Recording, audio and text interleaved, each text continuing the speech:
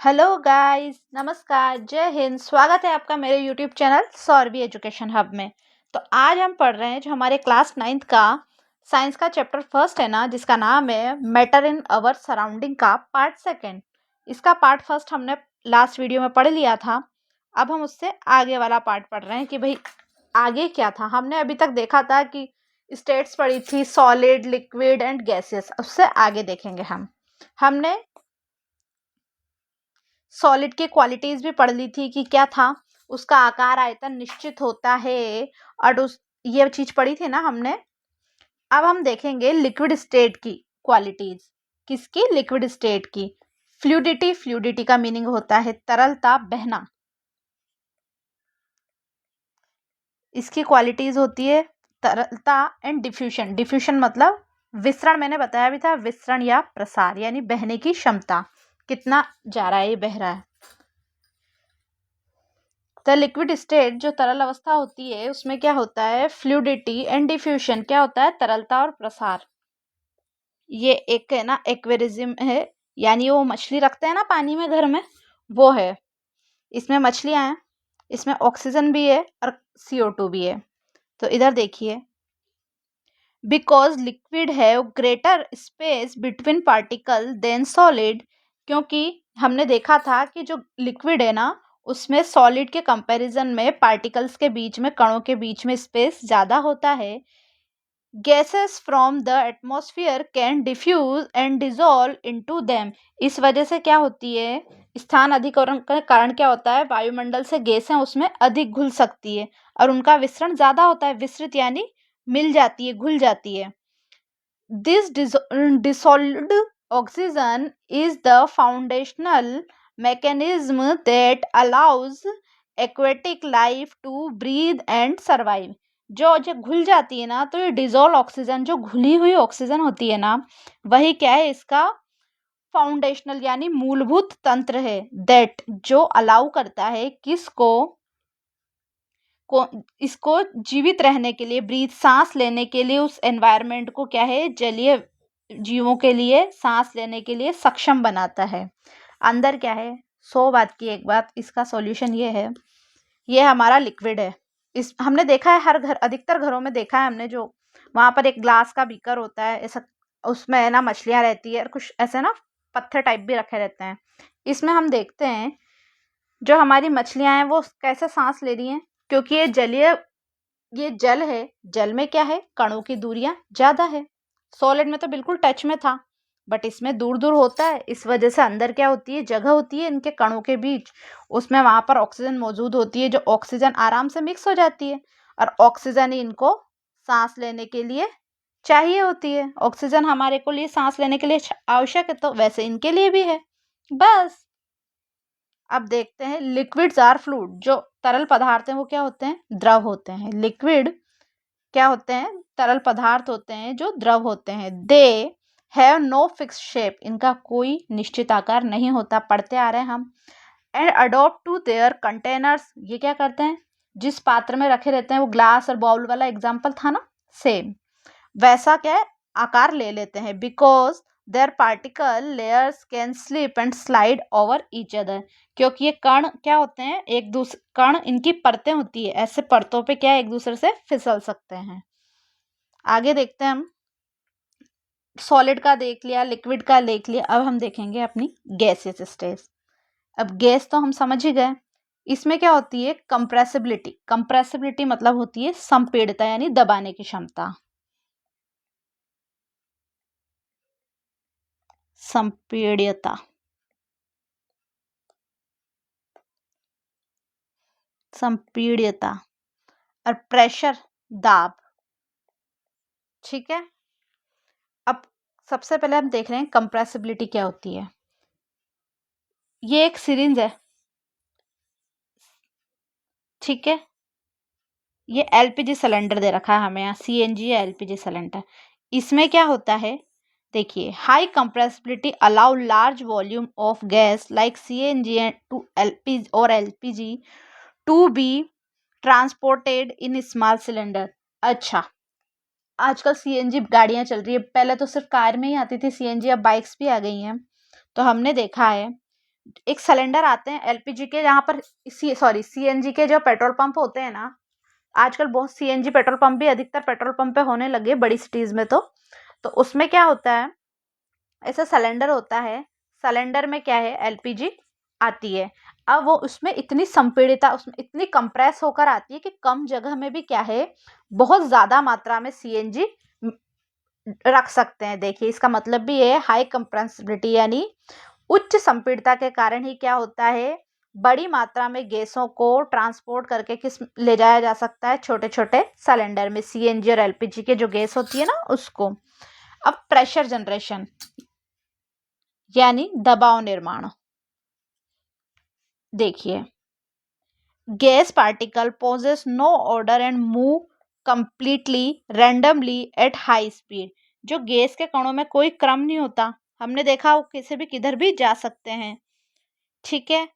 Pressure is simply the physical force exerted by these constantly streaking particles per unit area on the wall of their container। अब क्या होता है, जो दाब होता है, प्रेशर का मीनिंग मैंने बताया आपको, दाब होता है, वो क्या होता है, क्या होता है, सिंपली द फिजिकल फोर्स, वो क्या है, भौतिक बल है।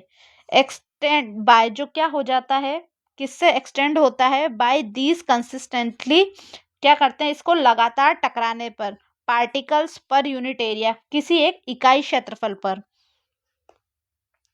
किस पर, ये है ना, particles per unit area on walls of their container.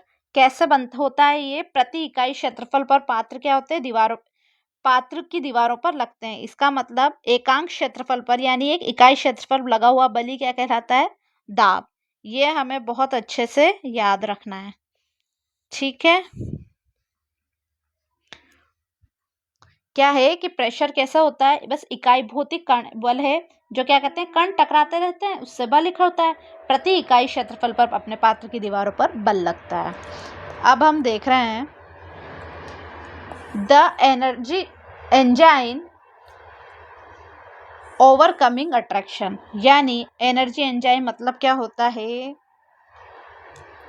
हमारी ऊर्जा इंजन। क्या है हमारा, एनर्जी तो हम समझ गए, एंजाइन मतलब इंजन, हमारा क्या है ये, ऊर्जा इंजन। ओवरकमिंग अट्रैक्शन यानी आकर्षण पर विजय, तो इसको हम समझेंगे।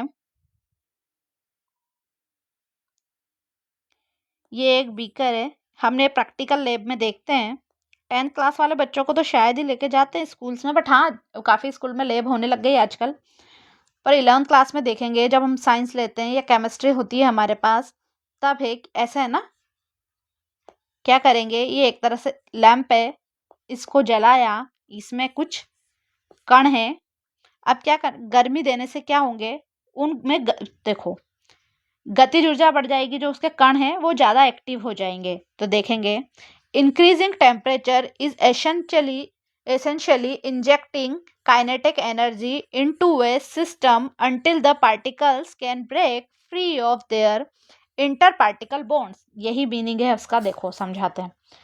इंक्रीजिंग टेम्परेचर मतलब ताप बढ़ने से क्या होता है, एसेंशियली इंजेक्टेड, क्या हो जाते, इंजेक्ट होती है kinetic energy into the system, क्या हो जाती है, गतिज ऊर्जा का संचार हो जाता है, until the particle can break, जब तक कि क्या हो जाते हैं, पार्टिकल कण टूट नहीं जाते हैं सिस्टम के, यानी उसके मूल रूप से टूट नहीं जाते हैं, to their inter particle bond, अंतः कणीय बंधों से जब तक मुक्त नहीं हो जाते, जब तक इनका बॉन्ड टूट नहीं जाता। देखिए ये देखिए, kinetic energy rise particles vibrate violently, यानी जो कि गतिज ऊर्जा बढ़ती है तो क्या होता है, राइज हुई, राइज का मतलब होता है बढ़ना, काइनेटिक एनर्जी हमने बताया था पहले एक बार, गतिज ऊर्जा, राइज मतलब बढ़ना। इसकी वजह से क्या होता है, पार्टिकल्स वाइब्रेटली वायलेंटली मतलब ये तेजी से कंपन करते हैं, वाइब्रेट मतलब कंपन करते हैं तेजी से। तो हीट के कारण क्या होता है, ऊष्मा ऊर्जा के कारण heat energy overcome the invisible force of attraction. इसके क्या होते हैं, ये जो इनविजिबल जो अट्रैक्शन है ना, उसको गर्मी से हीट क्या कर देती है, तोड़ देती है। क्या कर देती है, ओवरकम कर देती है, तोड़ देती है। इसके बाद क्या होता है, ये जैसे ये कण तो बहुत पास पास है, बट इसमें देखिए कण में स्पेस आ गया। पार्टिकल्स लीव फिक्स पोजीशन, वो क्या करते हैं, अपने फिक्स पोजीशन यानी स्थिर अवस्था को छोड़ देते हैं। The solid has reach its melting point. तो जो सॉलिड होते हैं अपने गलनांक यानी उनका जो मेल्टिंग पॉइंट है उस तक पहुंच जाते हैं। अब हमें क्या देखना है, ये गलनांक याद रखना है कि the solid has reach its melting point. Melting point क्या है इनका, 273 यानी 273.15 केल्विन। ये क्या है, ये हमें याद रखना है। ओके,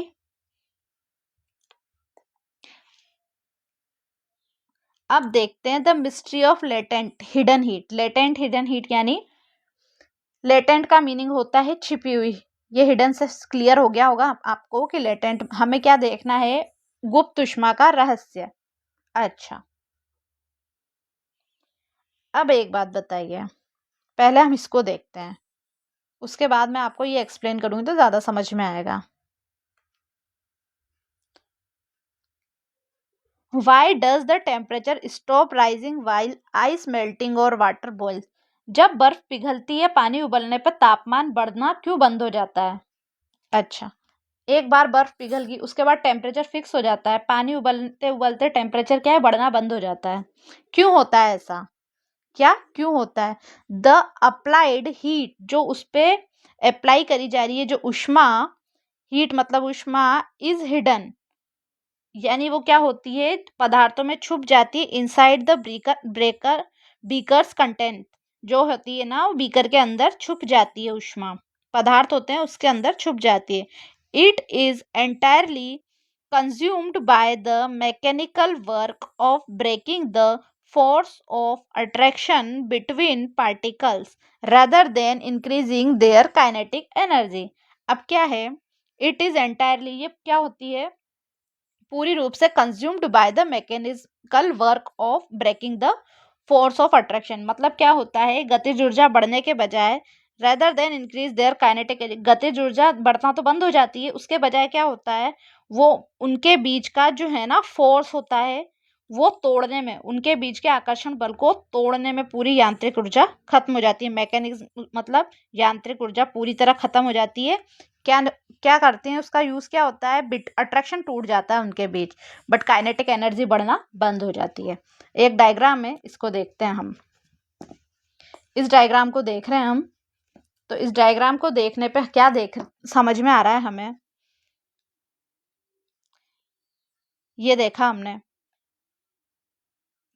यहाँ पर हमने 100 डिग्री 0 डिग्री से शुरू किया, 100 डिग्री सेंटीग्रेड यानी 373 केल्विन। ये हमें याद रखना है कि 100 डिग्री में कितने केल्विन होते हैं। 0 डिग्री ये बेसिक है, केल्विन में स्टार्ट ही 273 से होता है। ठीक है, हमने क्या करा, टेम्परेचर बढ़ाया। अब ये इसमें टेम्परेचर लगा 0 डिग्री से 373 केल्विन तक यानी 100 डिग्री। गर्म होने पे इसके इंटरनल जो बॉन्ड है वो टूटे, और टूटने के बाद इसके क्या है, जो कण है वो अलग अलग हो गए, पर इनके अंदर क्या है, लेटेंट हीट ऑफ वेपोराइजेशन यानी वाष्पीकरण की गुप्त ऊष्मा है। इसमें जो वाष्प बनी ना, वाष्प बनने के बाद क्या हुई, इसमें एक ऊष्मा इकट्ठी हो गई। वेपोराइजेशन का मतलब मैं बता देती हूँ, वाष्पीकरण, वाष्प बनी ना, गर्म होके पानी वाष्प बना, उड़ा यानी। अब आते हैं आगे,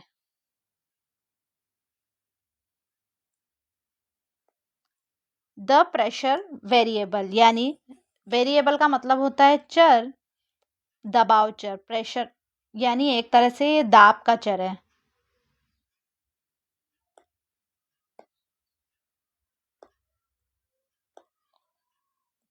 चर, पहले हम इसकी थ्योरी देखेंगे। Temperature and pressure work in tandem to dictate state. जो तापमान और दाब होता है वो क्या काम करते हैं, दोनों मिलकर डिक्टेट स्टेट, अवस्था का निर्धारित करते हैं। क्या करते हैं, कणों की अवस्था, क्या क्या, टेम्परेचर एंड स्टेट मिलकर क्या बनाते हैं, अवस्था का निर्धारण करते हैं। While temperature control how fast particle moves, जब तापमान होता है ना कंट्रोल में, तो क्या करते हैं, पार्टिकल फास्ट मूव करते हैं। प्रेशर कंट्रोल होता है, तो how close together they are physically force, जब अगर वो एक, जब दाब होता है तो भौतिक रूप से एक दूसरे को क्या होते हैं, पास महसूस करते हैं, ये क्या करीब आ जाता है, इसे नियंत्रित करता है। मतलब प्रेशर तो क्या होता है, प्रेशर की वजह से तो उनकी गति निर्धारित होती है, क्या होती है, गति। इसको हाईलाइट कर लिया जाए, प्रेशर के वजह से तो while temperature control how fast, तो ये कितने तेज मूव करेंगे, बट प्रेशर की वजह से वो आस पास में आ जाते हैं। देखिए अब एक्सप्लेन करते हैं। ये गैस है, इस पे दाब लगाया, दाब लगाया, प्रेशर दिया, temperature must be allowed lower, तापमान भी कम हुआ, टेम्परेचर कम हुआ, दाब लगाया, तो क्या हुआ, ये जो लिक्विड, ये जो है ना हमारे पास ये गैस थी, ये क्या हो गया, मिलके लिक्विड बन गया, दाब ज्यादा लगा, स्पेस ब्लॉक हो गया, इसमें तो काफी स्पेस था, बन गया लिक्विड में। टेम्परेचर हुआ कम और दाबाव लगाया ज्यादा। इधर देखिए, इधर ड्राई आइस, सॉलिड CO2, ये फॉर्मूला हमें याद भी रखना है कि ठोस CO2 किसे को क्या कहते हैं, ड्राई आइस, यानी सूखा बर्फ। सॉलिड कार्बन डाइऑक्साइड यानी ये dry ice is stored under high pressure, इनको क्या करना कहा जाता है, हाई प्रेशर यानी उच्च दाब में संग्रहित किया जाता है। If atmosphere pressure dropped to 1 atm, ये है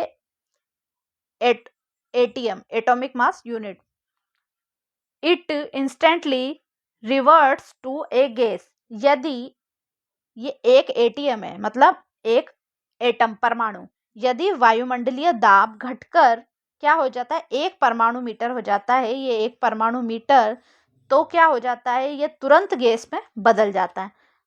इसका मतलब ये है, इसको क्या करते हैं, हाई प्रेशर में संग्रहित किया जाता है। अगर ये वायुमंडलीय दाब ये 1 परमाणु मीटर से कम हो जाता है, तो ये जो ठोस CO2 ये टोटल काय में बदल जाता है, गैस में। यही इसका मतलब है। प्रेशर सीखा हमने कि प्रेशर क्या यूज आता है।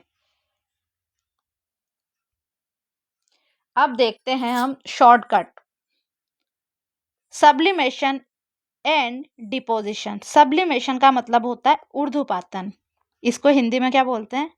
अब ऊर्ध्वपातन जो होता है वो क्या होता है, देखिए अगर हम एक सॉलिड को गर्म करेंगे तो सबसे पहले काय में बदलेगा, लिक्विड में, फिर लिक्विड के बाद वो गैस में। बट जो सब्लिमेशन होता है, सब्लिमेशन में क्या होता है, जो सॉलिड है ना, गर्म होने के बाद डायरेक्ट काय में बदलता है, लिक्विड में नहीं बदलता, डायरेक्ट काय में बदल जाता है, गैस में। लिख देती हूं मैं, ठोस यानी सॉलिड डायरेक्ट काय में बदलता है, गैस में। एंड डिपोजिशन, डिपोजिशन का मीन होता है, इसको इधर से इरेज कर दिया जाए, निक्षेपण। देखिए इसमें भी इस जगह ये इस जगह है ना, ये एक्सप्लेन भी कर है। देखिए ये चीनी की डिश है, चीनी की, इसमें क्या है, कपूर क्रिस्टल रखे हुए हैं, काय के, कपूर जो हमारे घर में देखते हैं ना, वही कपूर। इसको गर्म किया, अब है ना यहाँ पर ये जो ये है ना फ्लास्क, ये ऐसा है, इसके ऊपर कॉटन वॉड लगा रखी है, रुई का फुआ, ताकि ये पैक रहे। सब्लिमेशन सेटअप रेडी हो गया, यानी ऊर्ध्वपातन का सेटअप। अब ये जो कपूर है, heating in A dish under an inverted funnel, यानी क्या है, ये उल्टे फनल फनल रखा हुआ है, ये ग्लास का, इसमें गर्म हो रहा है। अब क्या होगा, ये जो है ना कपूर सीधे क्या होगी, लिक्विड नहीं बनेगी, ये क्या बनेगी, इसमें gas. Okay,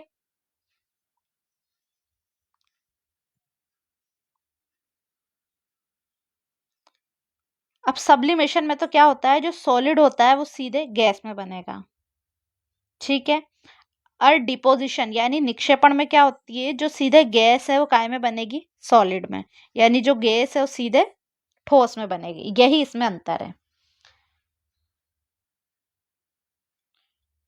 not all matter respect the 3 step sequence. जो सभी पदार्थ होते हैं ना, ये 3 चरण फॉलो नहीं करते। मैंने 3 चरण आप लोगों को बताया ना, कौन से, solid to liquid, liquid to gases, तीन ये क्या होते हैं, हर मैटर, हर पदार्थ ये 3 चरण फॉलो नहीं करता। Sublimation occurs when a solid jump directly into the gaseous state upon heating। यही मैंने आप लोगों को बताया। क्या होते हैं, जो सॉलिड डायरेक्ट जंप करके क्या बन जाते हैं, गैस में, वो क्या, काय पे, गर्म करने पे। By passing the liquid phase entirely, वो क्या करते हैं, बाईपास कर देते हैं, यानी जो छोड़ देते हैं किसको, लिक्विड फेज को टोटली।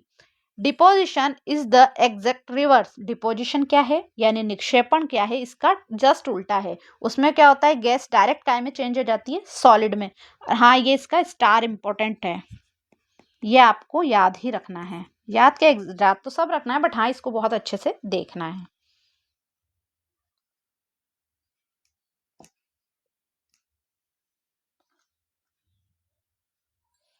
अब हम देखेंगे इवापोरेशन वर्सेस बॉइलिंग। इवापोरेशन का मीनिंग होता है वाष्पीकरण। अब वाष्पीकरण, इसके नाम से समझ में आ रहा है कि जब हम किसी चीज को गर्म करेंगे और वो वाष्प बनेगा। एंड बॉइलिंग, बॉइलिंग मतलब उबलना। अब उबल तो जैसे हीट पे अपन चाय जब उबलने स्टार्ट करती है तब सिर्फ वो उबलती है, बट काफी थोड़ी देर बाद देखते हैं हम उसमें से गैस निकलने लग जाती है, ऐसे ऐसे, ये ऐसे, वो है इवापोरेशन। दोनों में फर्क है, हमें इनमें क्या है, फर्क ही यानी डिफरेंस ही देखना है। सरफेस फिनोमन मतलब सतही घटना। फिनोमन का मतलब होता है घटना, फिनोमेनन, घटना, फिनोमेनन मतलब घटना, इधर भी लिख देती हूँ। अब जैसे इवापोरेशन, यानी इसमें तो क्या होता है, ये सरफेस फिनोमेनन है, मतलब ये एक क्या है, एक सतही घटना है। ये किसी भी टेम्परेचर पे ये क्या होता है, हमारी गैस बनना, वाष्प बनना चालू हो जाती है।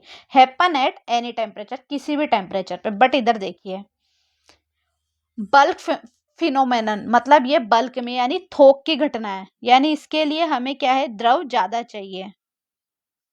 थोक, बल्क मतलब थोक। Happen only at the boiling point, ये क्या होती है, उबलेगा कब, सिर्फ एक fix boiling point. Boiling point मतलब क्वथनांक, ये क्या होगी, इसके एक फिक्स बॉइलिंग पॉइंट यानी क्वथनांक पे ही होगी। बॉइलिंग पॉइंट मतलब होता है क्वथनांक, ठीक है।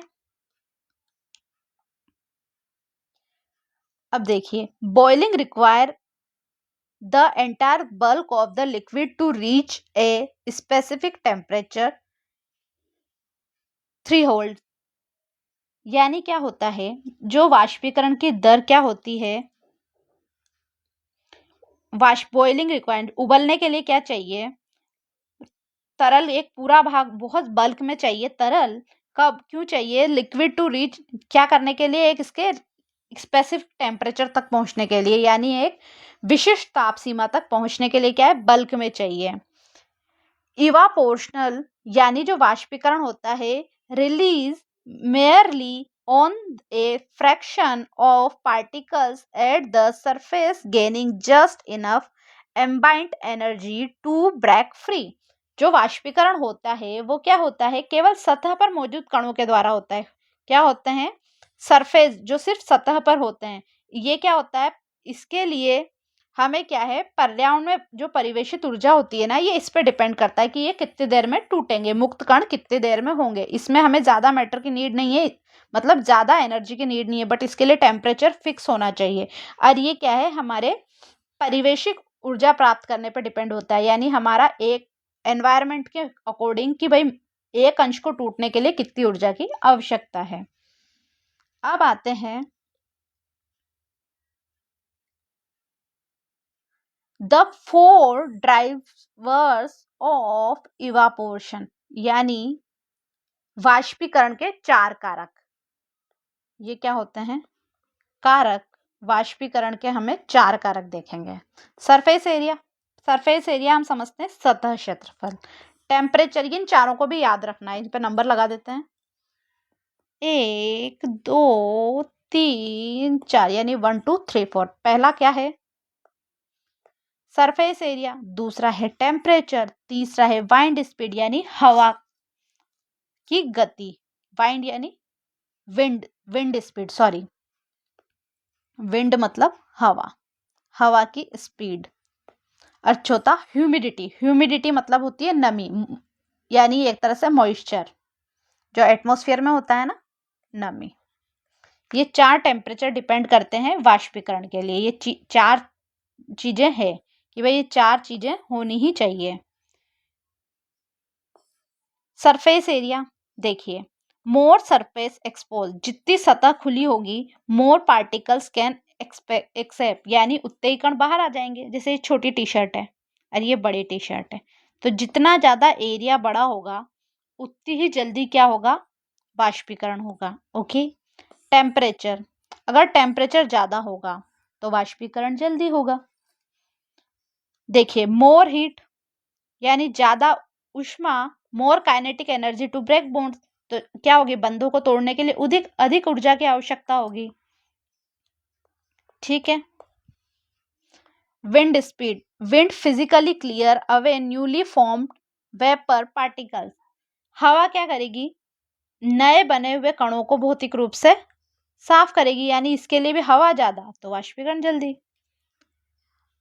अब क्या होना चाहिए? वायु, ये है the atmosphere has a strict quota of for water vapour if full evaporation helps, यानी क्या होगा? अगर वायुमंडल में जल वाष्प की निश्चित मात्रा होती है तो यह यदि मात्रा पूरी हो जाती है तो वाष्पीकरण रुक जाता है। यानी इसमें क्या होगा? एक वाष्पीकरण की मात्रा निश्चित होगी, अगर वो मात्रा पूरी हो जाती है तो वाष्पीकरण रुक जाता है, यानी ज्यादा मात्रा होगी तो वाष्पीकरण नहीं हो पाएगा। इसके लिए या ह्यूमिडिटी कितनी होनी चाहिए? कम ही होनी चाहिए। ह्यूमिडिटी हमें चाहिए ही बहुत कम। The maximise the rate of evaporation, यानी वाष्पीकरण की दर को अधिकतम करने के लिए क्या 3 चीजें चाहिए? 3 environmental dials must be turned off while humidity must be minimized। मैंने यही बोला, क्या करना पड़ेगा अपन को? ह्यूमिडिटी को सबसे कम करना पड़ेगा और सरफेस एरिया बढ़ाना पड़ेगा, टेम्परेचर बढ़ाना पड़ेगा और विंड स्पीड बढ़ानी पड़ेगी, बट ह्यूमिडिटी क्या करनी पड़ेगी? कम। किस चीज के लिए? अगर हमें वाष्पीकरण करना है। ओके। अब है वाई इवापोरेशन कॉज कूलिंग, जो वाष्पीकरण है उससे ठंडक क्यों होती है? ठीक है, ये हम देखेंगे।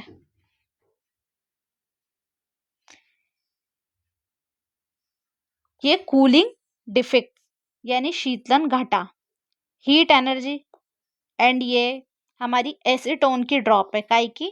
एसीटोन की ड्रॉप। लिख दूं एसीटोन? ये क्या है? एसीटोन की एक बूंद है।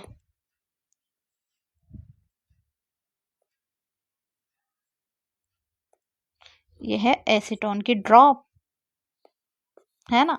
और ये गर्म कर रहे हैं इसको।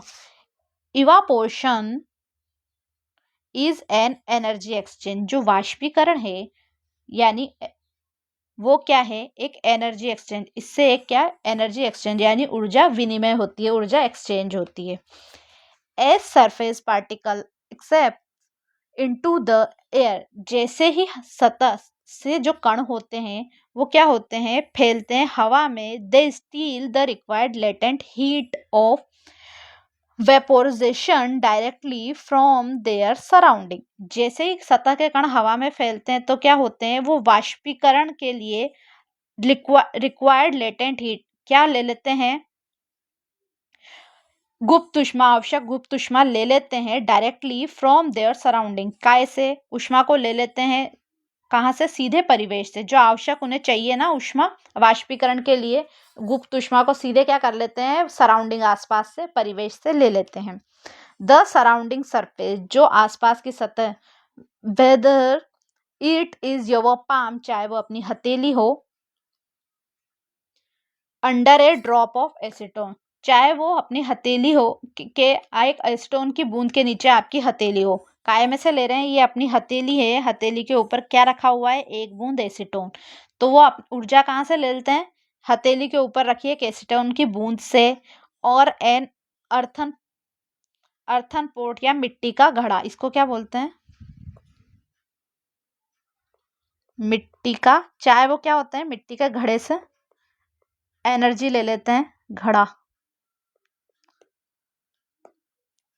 Is left with less energy, जिसमें क्या हो जाती है? ऊर्जा कम रह जाती है।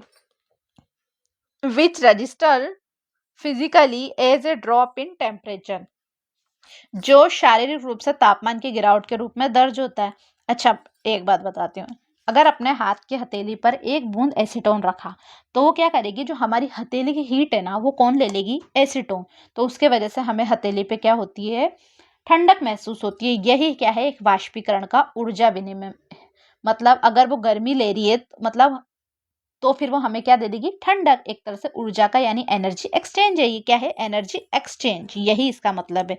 हथेली पर हमने एसीटोन की बूंद डाली, एसीटोन ने हीट ली, और एसीटोन की वजह से हमें क्या हुआ? हीट चली गई, तो यहाँ क्या हुआ? ठंडक का एहसास। अब आते हैं हम इसकी समरी। क्या देखेंगे अब हम? समरी मैप यानी सारांश मानचित्र, द लैंग्वेज ऑफ मेजरमेंट। और क्या देखेंगे हम? मापन की भाषा। मेजरमेंट तो समझते हैं आप लोग, मापन। ओके। द ट्रांसफॉर्मेशन ट्राइंगल, यानी एक क्या क्या है? परिवर्तन का कोण। पहले आपको ये एक्सप्लेन करा जाता है। डिपोजिशन, मैंने मीनिंग बताया था आपको, ये निक्षेपण, यानी ये सीधे सॉलिड, सॉरी, गैस से सॉलिड में आएगा। सब्लिमेशन, ये मीनिंग भी मैंने आपको बताया था। क्या बताया था? ऊर्ध्वपातन, यानी इसमें सॉलिड से सीधे गैस बनेगी, लिक्विड बनेगा ही नहीं। मेल्टिंग, मेल्टिंग पॉइंट बताया था मैंने आपको, गलनांक, गलन। फ्रीजिंग, फ्रीजिंग मतलब जमने वाला पॉइंट, इधर लिख देते हैं, जमना। बॉइलिंग आप समझ ही गए, उबलना। कंडेंसेशन यानी ये क्या है? वाष्पीकरण। पहले अब एक्सप्लेन करे जाता है। देखिए, गैस से डायरेक्ट सॉलिड बनेगा, किससे बनेगा? डिपोजिशन यानी निक्षेपण से। और सॉलिड से डायरेक्ट गैस बनेगा, वो कैसे? सब्लिमेशन यानी ऊर्ध्वपातन में। सॉलिड डायरेक्ट लिक्विड बन रहा है, मेल्ट होके बन रहा है, मेल्टिंग। और ये लिक्विड फ्रीज होके क्या बनेगा? सॉलिड। क्लियर बात है। बर्फ मेल्ट होके क्या बना? वाटर। एंड वाटर फ्रीज होके क्या बना? सॉलिड यानी आइस। ये हम सबको याद ही है कि आइस मेल्ट होके वाटर बनता है, एंड वाटर फ्रीज होके क्या बनता है हमारा? आइस। अच्छा, लिक्विड क्या होता है? वाष्प बन के गैस बनता है, एंड जो हमारी गैस है वो बॉईल होके जो ऊपर प्लेट रख देंगे तो क्या बन जाएगा? वाटर बन जाएगा, यानी वो बॉईल होकर। ठीक है, अब देखेंगे हम इनके एसआई यूनिट रेफरेंस, यानी एसआई मात्रक। ये एसआई यानी ये एक एसआई यूनिट मतलब ये सभी जगह है, सब जगह एक ही मात्रक यूज करेंगे।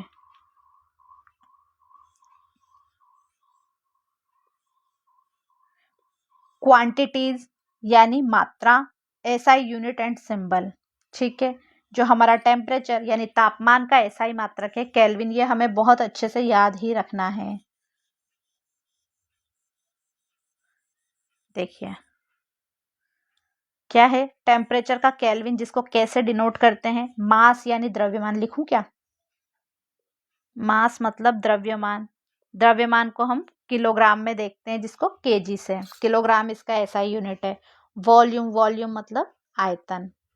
आयतन को क्या बोलते हैं हम? इसका ऐसा यूनिट है क्यूबिक मीटर यानी घन मीटर। घन मीटर को ऐसे एम पे क्यूब लगाते हैं। डेंसिटी, डेंसिटी मतलब होता है घनत्व। अब घनत्व को क्या करते हैं, ऐसा यूनिट क्या है उसकी? किलोग्राम पर क्यूबिक मीटर यानी केजी। मीटर के बाद -3 यानी इनवर्स में क्या लिखेंगे?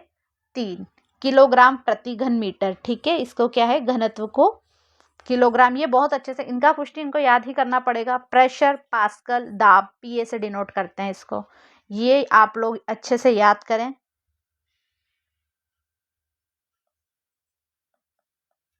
ये बहुत अच्छे से याद करें, काफी जगह काम आएंगे। ठीक है, प्रेशर को पास्कल, डेंसिटी को kilogram per cubic metre, and volume को क्या करना है? क्यूबिक मीटर एम क्यूब, मास को किलोग्राम। अब देखिए ये तो इजीली आप लोगों को याद ही है।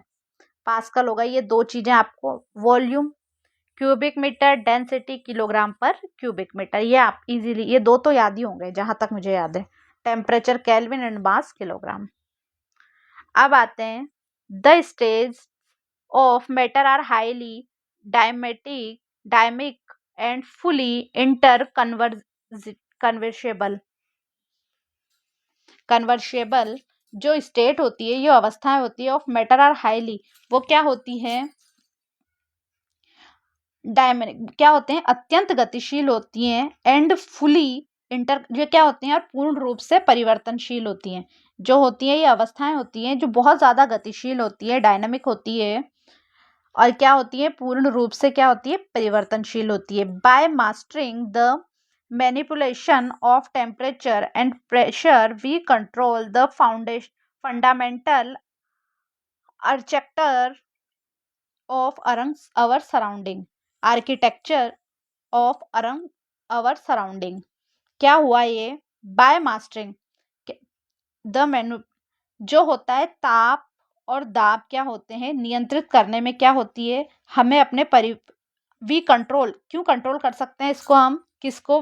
ताप और दाब को हमारी आधारभूत स्ट्रक्चर से नियंत्रित कर सकते हैं, जो हमारे आसपास का आधारभूत संरचना से नियंत्रित कर सकते हैं। क्या है ये? काफी ज्यादा क्या होती है? इस पूरी लाइन का मीनिंग है कि जो ये स्टेट्स होती है वो काफी ज्यादा गतिशील होती है, यानी द्रव, ठोस एंड गैस, यानी सॉलिड, गैस एंड लिक्विड।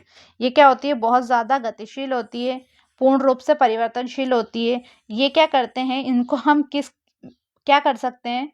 ताप और दाब को नियंत्रित करने के लिए हमें क्या है? अपने आसपास वाली संरचना, यानी हमारे आसपास वाली परिवेश की मूलभूत संरचना से इसको नियंत्रित कर सकते हैं।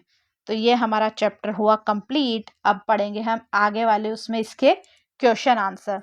तब तक के लिए आप हमारे चैनल को लाइक करें, सब्सक्राइब करें, अपने दोस्तों में शेयर करें, और हाँ, आपकी कोई क्वेरी हो तो हमें कमेंट करें। Bye bye.